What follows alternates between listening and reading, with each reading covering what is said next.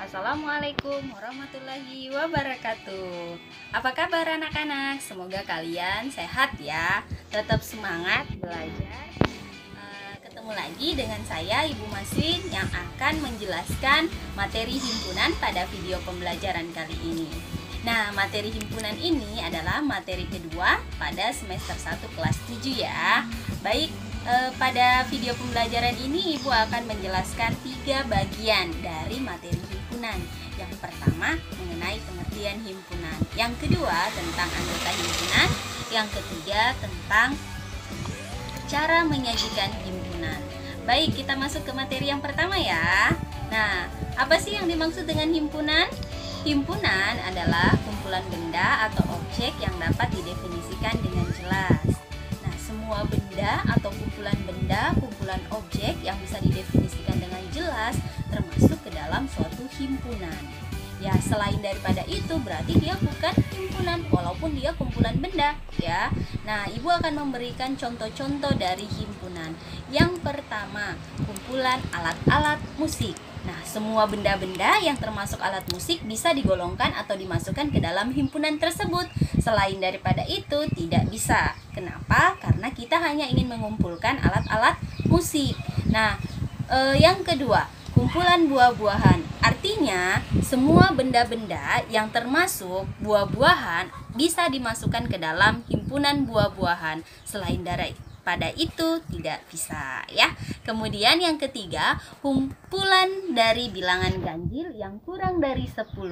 Nah, semua bilangan ganjil yang kurang dari 10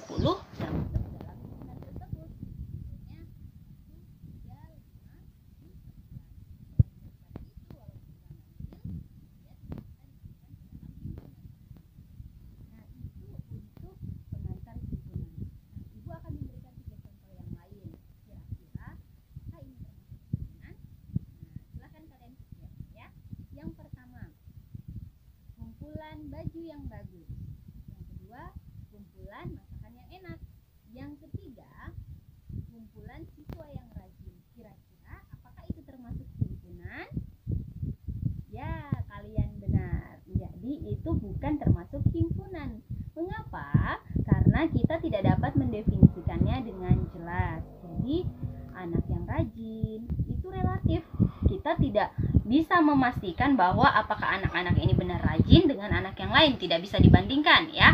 Kemudian makanan yang enak. Nah, makanan yang enak buat satu orang dengan orang yang lain itu kan berbeda. Artinya dia tidak bisa didefinisikan dengan jelas atau batasannya tidak jelas. Kemudian kita masuk ke materi yang kedua, yaitu anggota himpunan. Nah, untuk anggota himpunan, semua elemen atau objek yang berada dalam suatu himpunan disebut sebagai anggota.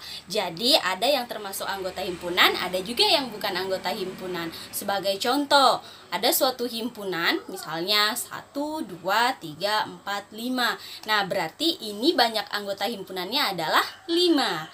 Jadi biasanya banyak anggota himpunan disimbolkan dengan N. Kemudian materi berikutnya adalah kita bisa menentukan nih apakah dia termasuk himpunan berhingga atau tidak berhingga. Himpunan berhingga adalah himpunan yang anggotanya dapat dihitung. Contohnya himpunan bilangan ganjil yang kurang dari 4.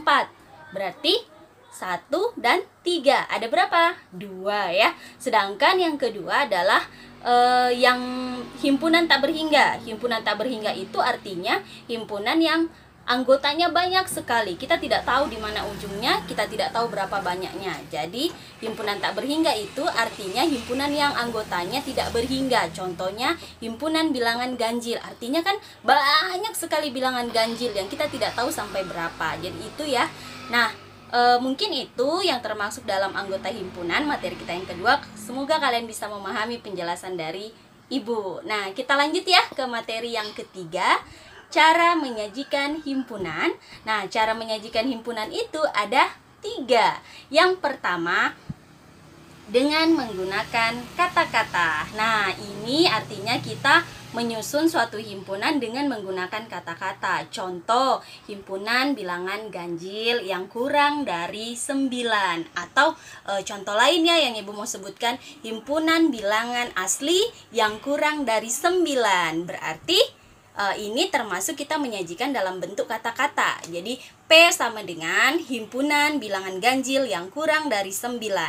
Nah, yang kedua, dengan notasi pembentuk himpunan. Artinya kita merubahnya ke dalam bentuk notasi himpunan.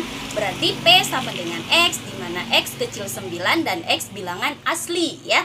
Nah, kita lanjut. Untuk yang ketiga, dengan mendaftar anggotanya. Artinya kita menyebutkan semua anggota dari P yang tadi. Berarti P sama dengan 1, 2, 3, 4, 5, 6, 7, 8 ya. Nah, itu saja mungkin pemaparan materi dari Ibu, mulai dari pengertian himpunan, kemudian anggota himpunan, kemudian cara menyajikan himpunan.